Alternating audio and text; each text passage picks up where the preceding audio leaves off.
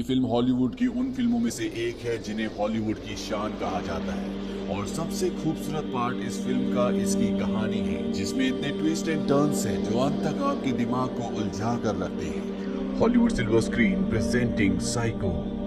इस कहानी की शुरुआत में एक कपल को दिखाया जाता है। लड़के का नाम सैम होता है और लड़की का नाम मैरियन। ये दोनों होटल के कमरे में होते हैं। ये एक दूसरे से बहुत प्यार करते हैं।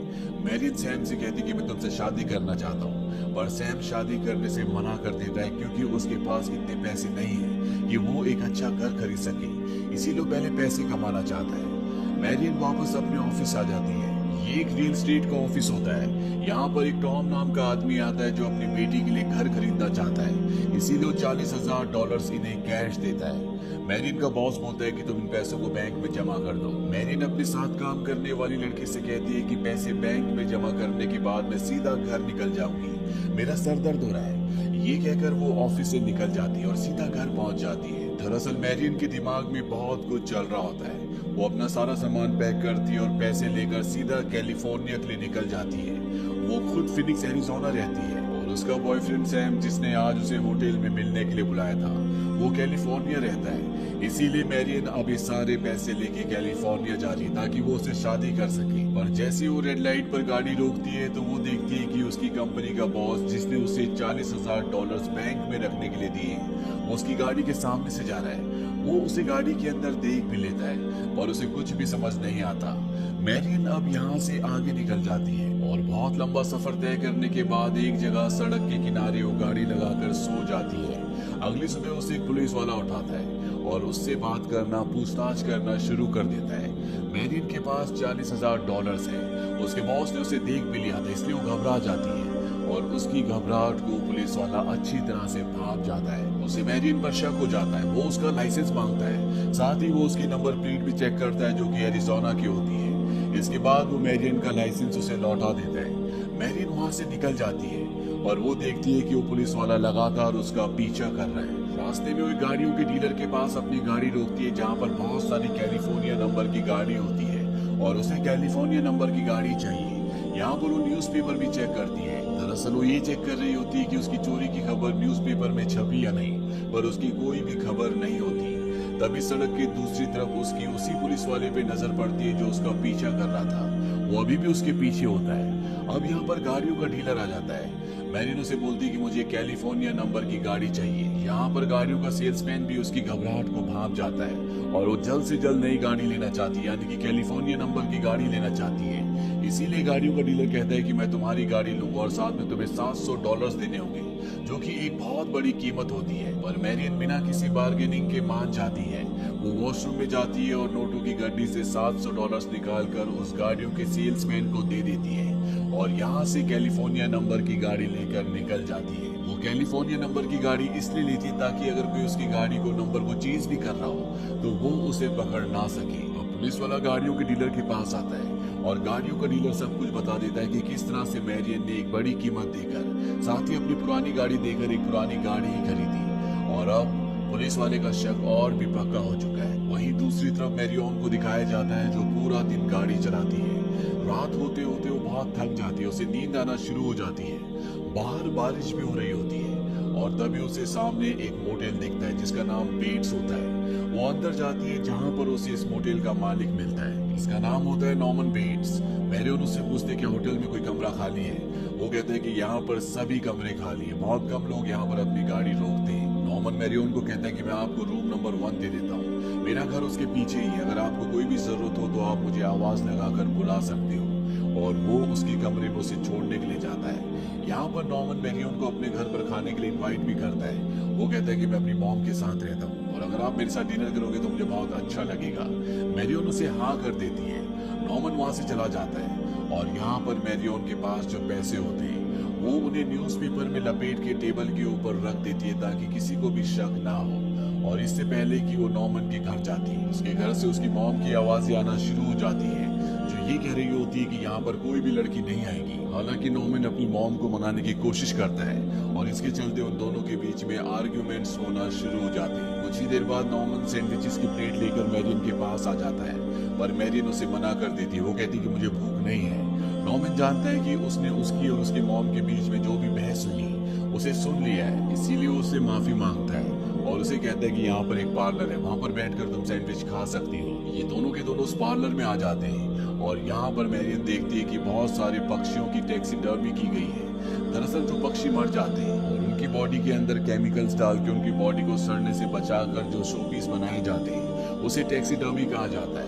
नॉर्मन कहता है कि मेरी हॉबी है, मैं अक्सर ऐसा करता हूँ, इससे मेरा टाइम बहुत ज्यादा गुजर जाता है। यहाँ पर वो ये भी बताता है कि उसका कोई भी दोस्त नहीं है, उसकी मॉम ही उसकी सबसे अच्छी दोस्त है, लेकिन उसकी मॉम की दिमागी हालत पूरी तरह से स्टेबल नहीं है। वो मैरियन को बताता है कि जब वो छोटा था तो उसके पिता की मृत्यु हो गई। इसके बाद उसकी मॉम का एक लवर बना जिससे बहुत प्यार करती थी, पर वो भी गुजर गया और इन हादसों की वजह से उसकी मॉम का दिमागी संतुलन थोड़ा सा अनस्टेबल हो गया।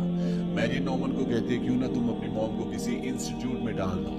इस बात से नॉर्मन पूरी तरह से गुस्सा हो जाता है, उसके एक्सप्रेशन चेंज हो जाते हैं। वो कहता है तुम्हारा मतलब है कि पागल खाना? मेरी मॉम कभी किसी पागल खाने में नहीं जाएगी, क्या तुम कभी किसी पागल खाने में गई हो? मैरियन समझ जाती है कि नॉर्मन को उसकी बात बिल्कुल अच्छी नहीं लगी। वो वापस अपने रूम में आ जाती है। वहीं रूम के बाहर नॉर्मन को दिखाया जाता है जो दीवार के ऊपर से एक तस्वीर को हटाता है। इस दीवार पर एक छेद होता है और इस छेद से वो मैरियन को उसके कमरे में देख सकता है। वो कुछ देर तक मैरियन को देखता है जो अंदर कपड़े बदल रही होती है। इसके बाद वो वापस अपने घर चला जाता है। वही मैरियन अभी डिसाइड कर चुकी होती है कि वो वापस अपने घर चली जाएगी और जो पैसे उसने चुराए यानी कि उसकी कंपनी की जो $40,000 उसके पास है वो उन्हें वापस कर देगी। और अब वो शावर लेना शुरू कर देती है और तभी उसे एहसास होता है कि उसके कमरे में कोई है। यहाँ पर एक साया आता है जिसके हाथ में चाकू होता है और वो साया मैरियन का कत्ल कर देता है। उस साये को जाते हुए दिखाया जाता है, ऐसा लगता है कि ये कोई औरत है। इसके अगले पल ही हमें नॉर्मन के घर से उसकी मॉम की आवाज आती है जो 2 बार ब्लड ब्लड बोलती है। नॉर्मन भागता हुआ मैरियन के कमरे में आता है। वो देखता है कि उसका कत्ल हो चुका है। इस बात से नॉर्मन पूरी तरह से डर जाता है। वो नहीं चाहता कि इस बारे में किसी को भी पता चले। होटल में वैसे भी मैरियन के अलावा कोई भी नहीं था, इसीलिए वो उसकी डेड बॉडी को उसी की गाड़ी की डिक्की में डाल देता है। इसके बाद वो मैरियन के कमरे में जाता है और उसका सारा सामान बाहर लाकर गाड़ी की डिक्की में डाल देता है। अब वो दरवाजा बंद करने जाता है और तभी उसकी नजर टेबल के ऊपर रखे हुए उस अखबार पर पड़ती है जिसके अंदर $39,300 है। वो उस अखबार को उठाता है लेकिन उसे पता नहीं चलता कि इसके अंदर इतने सारे पैसे हैं। सीधे उस अखबार को गाड़ी की डिक्की के अंदर डालकर गाड़ी को यहाँ से दूर ले जाता है जहाँ पर एक दलदल होता है और वो उस गाड़ी को मैरियन के साथ उस दलदल के अंदर छोड़ देता है। कुछ ही देर में वो पूरी की पूरी गाड़ी उस दलदल के अंदर समा जाती है। अब इस घटना को पूरा 1 हफ्ता बीत जाता है और 1 हफ्ते के बाद ये दिखाया जाता है कि मैरियन की बहन लायला उसे ढूंढते हुए मैरियन के बॉयफ्रेंड सैम तक पहुंच जाती है और वो उससे मैरियन के बारे में पूछती है।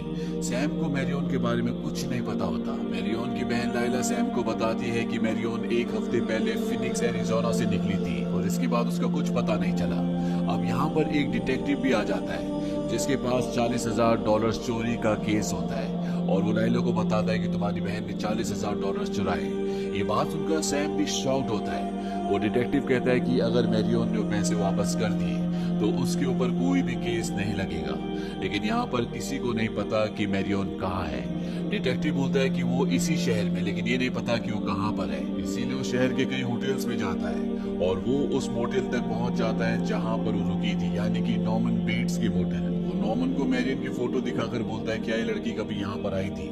नॉर्मन उसकी फोटो देखता भी नहीं और मना कर देता है। इस बात से डिटेक्टिव को थोड़ा शक होता है। हालांकि बाद में नॉर्मन बोलता है कि यहाँ पर 2 हफ्तों से कोई भी नहीं आया और जब डिटेक्टिव रजिस्टर देखता है तो वहाँ पर एक लड़की का नाम होता है और ये नाम होता है मरी सैमुअल। दरअसल यहाँ पर जब मैरियन आई थी तो उसने अपना नाम गलत लिख दिया था और डिटेक्टिव समझ जाता है कि ये और कोई नहीं बल्कि मैरियन थी। उसने मैरियन की जगह मरी लिख दिया था और सरनेम में सैमुअल लिखा था क्योंकि उसके बॉयफ्रेंड का नाम सैम था। वो ये सारी बातें नॉर्मन को कहता है जिससे नॉर्मन के एक्सप्रेशन बदलना शुरू हो जाते हैं। डिटेक्टिव समझ जाता है कि वो झूठ बोल रहा था। वो एक बार फिर से मैरियन की फोटो से दिखाता है और अब नॉर्मन सच बता देता है कि वो एक हफ्ते पहले यहाँ पर आई थी, लेकिन उस रात बहुत बारिश हो रही थी, उसके बाल गीले थे, इसीलिए मैं फोटो देखकर पहचान नहीं पाया। डिटेक्टिव उससे पूछता है क्या उसने किसी को फोन कॉल किया था। नॉर्मन कहता है कि नहीं, उसने कॉल नहीं किया था। डिटेक्टिव पूछता है कि उस रात को तुम उसके साथ सोए थे। नॉर्मन कहता है कि नहीं। डिटेक्टिव कहता है फिर तुम्हें कैसे पता कि उस रात को उसने किसी को कॉल नहीं किया था। और अब नॉर्मन थोड़ा थोड़ा हकलाना भी शुरू कर देता है, और नॉर्मन अपने आप को संभालते हुए कहता है कि वो लेट नाइट यहाँ पर आई थी। उसने मुझे कहा था कि वो बहुत थक चुकी है, इसीलिए वो सोना चाहती है, और अर्ली मॉर्निंग वो यहाँ से निकल गई थी। इसके अलावा मुझे कुछ भी नहीं पता। अब डिटेक्टिव जब नॉर्मन के घर की तरफ देखता है तो उसे उसकी खिड़की पर एक साया दिखता है, और नॉर्मन से पूछता है कि तुम्हारे घर पर कौन है। नॉर्मन कहता है कि कोई भी नहीं। डिटेक्टिव कहता है कि मैंने अभी किसी को खिड़की पर देखा है। नॉर्मन कहता है कि वो मेरी मॉम होगी, उनकी दिमागी हालत ठीक नहीं है, इसीलिए वो किसी से नहीं मिल सकती। हालांकि डिटेक्टिव उसकी मॉम से बात करना चाहता है, पर नॉर्मन साफ साफ मना कर देता है। डिटेक्टिव कहता है ठीक है, मैं वारंट के साथ आऊंगा। वो यहाँ से चला जाता है और टेलीफोन बूथ से मैरियन की बहन लायला को कॉल करता है। वो उसी होटल का नाम बताकर कहता है कि यहाँ पर आखिरी बार मैरियन रुकी थी।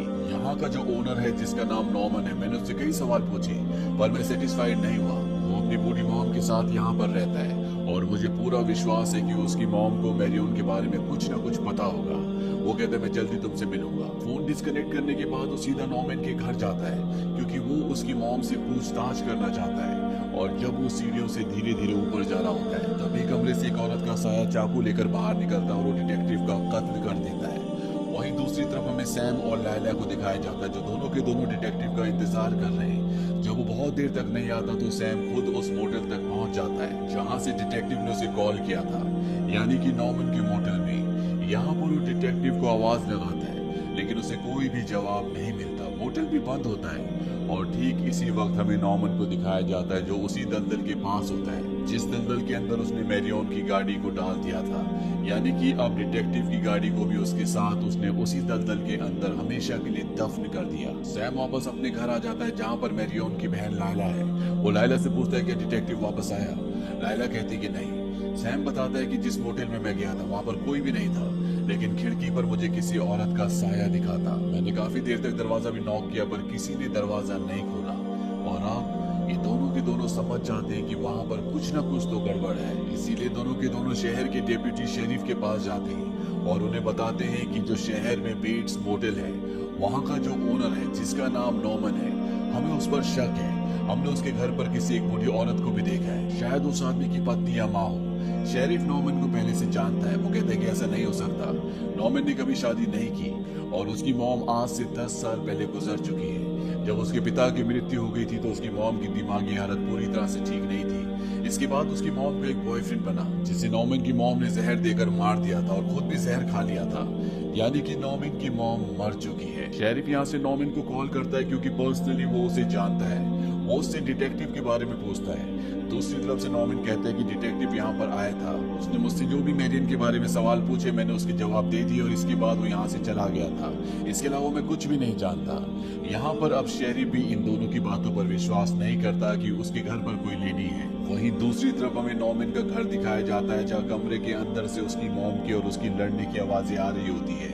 वो अपनी मॉम को समझा रहा होता है कि कुछ दिन तुम्हें छुप कर रहना होगा, नहीं तो पुलिस तुम्हें पकड़ कर ले जाएगी। यहाँ पर ही पता चल जाता है कि जितने भी कत्ल हुए वो सब नॉर्मन की मॉम ने किए हैं। अगले पल वो अपनी मॉम को गोद में उठाकर सीढ़ियों से जाता हुआ नजर आता है। अब सैम और लायला जानना चाहते हैं कि नॉर्मन के घर में जो लेडी है वो है तो है कौन, इसीलिए दोनों के दोनों यहाँ मोटेल तक आ जाते हैं। सैम नॉर्मन के पास जाता और उसे बातों में लगाना शुरू कर देता है। वहीं दूसरी तरफ लायला को दिखाया जाता है जो नॉर्मन के घर के अंदर चली जाती है। वो पूरे घर की तलाशी लेना शुरू करती है पर ना तो उसे नॉर्मन की मॉम और ना ही कोई और औरत यहाँ पर दिख रही होती है। वहीं सैम को दिखाया जाता है जो नॉर्मन पर इल्जाम लगाता है कि $40,000 उसी के पास है। इस बात से पूरी तरह से विचलित हो रहा होता है और तभी उसे एहसास होता है कि सैम के साथ जो लेडी आई थी वो यहाँ पर नहीं है। वो समझ जाता है कि वो उसके घर पर उसकी मॉम से मिलने के लिए गई है। इसीलिए वो टेबल के ऊपर से एक बॉक्स उठाकर सैम के सिर पर मारता है जिससे वो बेहोश हो जाता है और भागता हुआ अपने घर पर जाता है। वहाँ पर लायला देख लेती है कि नॉर्मन घर के अंदर आ रहा है, इसलिए छुप जाती है और छुपते छुपाते वो एक स्टोर तक पहुँचती है जहाँ पर वो देखती है कि कोई औरत कुर्सी पर बैठी है और जैसी वो उसे अपनी तरफ घुमाती है तो वो देखती है कि ये कोई जिंदा औरत नहीं बल्कि नॉर्मन की मॉम की डमी होती है। जिस तरह से वो पक्षियों की टैक्सीडर्मी करता था उसी तरह से उसने अपनी मॉम की बॉडी को भी आज तक केमिकल के जरिए सड़ने से बचा रखा था। ये देखकर लायला पूरी तरह से डरती और जोर से चिल्लाती है और तभी दरवाजे के पीछे से नॉर्मन सामने आता है जिसने फीमेल कपड़े पहने होते हैं। साथ ही साथ उसके सिर पर फीमेल विग भी होती है, उसके हाथ में चाकू है और वो चिल्ला के कहता है कि आई एम नोमा। उसकी मॉम का नाम नोमा होता है और ये कहने के बाद वो चाकू लेकर लायला की तरफ उसे मारने के लिए बढ़ता है, पर तब तक यहाँ पर सैम आ जाता है और उसे पकड़ लेता है। और इसके बाद हमें कोर्ट रूम दिखाया जाता है जहाँ पर एक साइकेट्रिक होता है जिसने नॉर्मन के पूरे केस को स्टडी किया, उससे बात की है। लायला उससे पूछती है क्या नॉर्मन ने मेरी बहन को मारा था। साइकेट्रिक कहता है कि हाँ भी और ना भी। वो बताता है कि नॉर्मन जब छोटा था तो उसके पिता की मृत्यु हो गई। पिता की मृत्यु के बाद उसकी मॉम ही उसका सब कुछ थी, ये दोनों एक दूसरे की दुनिया थी। इसके बाद उसकी मॉम की जिंदगी में कोई आ गया और नॉर्मन को ऐसा लगा कि उसकी जगह किसी और ने ले ली। जिस बात को बर्दाश्त नहीं कर पाया उसने अपनी मॉम को और उसके बॉयफ्रेंड को जहर दे दिया। सबको ऐसा लगा कि नॉर्मन की मॉम की दिमागी हालत ठीक नहीं थी, इसीलिए पहले उसने अपने बॉयफ्रेंड को जहर दिया और फिर खुद भी जहर खा लिया। और असल में नॉर्मन ने किया था। ये सब करने के बाद नॉर्मन के अंदर गिल्ट आ गया, वो अपने दिमाग से इन यादों को भुला देना चाहता था, इसीलिए उसने अपनी मॉम की डेड बॉडी को चुरा लिया। और वो सिर्फ एक डेड बॉडी थी, वो बोल नहीं सकती थी, इसीलिए नॉर्मन ने उसकी जगह बोलना शुरू कर दिया। उसने अपनी आधी जिंदगी अपनी मॉम को दे दी और ये उसकी एक बीमारी बन गई जिसे स्प्लिट पर्सनैलिटी डिसऑर्डर कहा जाता है। नॉर्मन के अंदर इस बीमारी के 3 शेड्स थे। एक जगह जहाँ पर वो पूरी तरह से नॉर्मन था, दूसरी जगह वो जहाँ पर वो पूरी तरह से अपनी मॉम के रूप में होता था, और तीसरा शेड वो जहाँ पर वो अपनी मॉम से खुद ही बातें किया करता था, यानी कभी अपनी आवाज में और कभी अपनी मॉम की आवाज में। और जैसा कि वो अपनी मॉम के बॉयफ्रेंड से जेलस था जिसे उसने जहर देकर मार दिया था, इसी तरह से उसके अंदर जो उसकी मॉम वाली पर्सनैलिटी होती है उसने उस पर्सनैलिटी को ये यकीन दिलवा दिया था कि नॉर्मन जिस भी लड़की को पसंद करेगा उसकी मॉम यानी कि उसकी दूसरी पर्सनैलिटी उस लड़की को पसंद नहीं करेगी। और एक ये वजह थी कि उसकी मॉम वाली पर्सनैलिटी ने मैरियन को मार दिया था, क्योंकि नॉर्मन वाली पर्सनैलिटी मैरियन को पसंद करती थी, इसीलिए वो छेद से उसे देखता भी है। और अगले पल जब वो अपनी मॉम वाली पर्सनैलिटी में आ जाता है तो वो जेलसी में उस लड़की को यानी कि मैरियन को मार देता है। उसको मारने के बाद वो वापस अपनी पर्सनैलिटी में आ जाता है और अपने आप को यकीन दिला देता है कि ये उसकी मॉम ने किया है। और अपनी मॉम को बचाने के लिए वो सारे सबूत मिटा देता था ताकि उसकी मॉम पर किसी को भी शक ना हो, यानी कि नॉर्मन को कभी पता ही नहीं था कि सारे कत्ल उसने किए हैं। इससे पहले भी वो अपनी मॉम की पर्सनैलिटी बनकर 2 कत्ल कर चुका था। साइकेट्रिस्ट बताता है कि अब नॉर्मन से आप कभी नहीं मिल सकते क्योंकि उसकी मॉम की पर्सनैलिटी उस पर पूरी तरह से हावी हो चुकी है, यानी कि अब वो पूरी तरह से अपने मॉम के रूप में आ चुका है। वहीं सेल के अंदर हमें नॉर्मन को दिखाया जाता है जिसकी आंखों में कोई पश्चाताप नहीं होता। वो अपनी मॉम की आवाज में अपने आप को यकीन दिलाता है कि कभी भी उसने कोई कत्ल नहीं किया था, यानी कि उसकी मॉम वाली पर्सनैलिटी ने कोई गलत काम नहीं किया। जितने भी गलत काम किए थे वो नॉर्मन ने किए थे और नॉर्मन की पर्सनैलिटी अब उसके शरीर से पूरी तरह से गायब हो चुकी है। अंत में पुलिस को दलदल से मैरियन की गाड़ी को निकालते हुए दिखाया जाता है, यानी कि उस गाड़ी में अखबार के अंदर जो $39,300 हैं वो भी अब पुलिस के हाथ लग जाएंगे। इसी के साथ ही साइकोलॉजिकल ड्रामा यहीं पर खत्म हो जाता है। ये फिल्म सन 1960 में रिलीज हुई थी। IMDb पर इसकी रेटिंग है 8.5। इस फिल्म का बजट $1 मिलियन से भी कम डॉलर्स का था और बॉक्स ऑफिस पर इसने $50 मिलियन की कमाई की थी। उम्मीद करते हैं कि ये कहानी आपको पसंद आई होगी।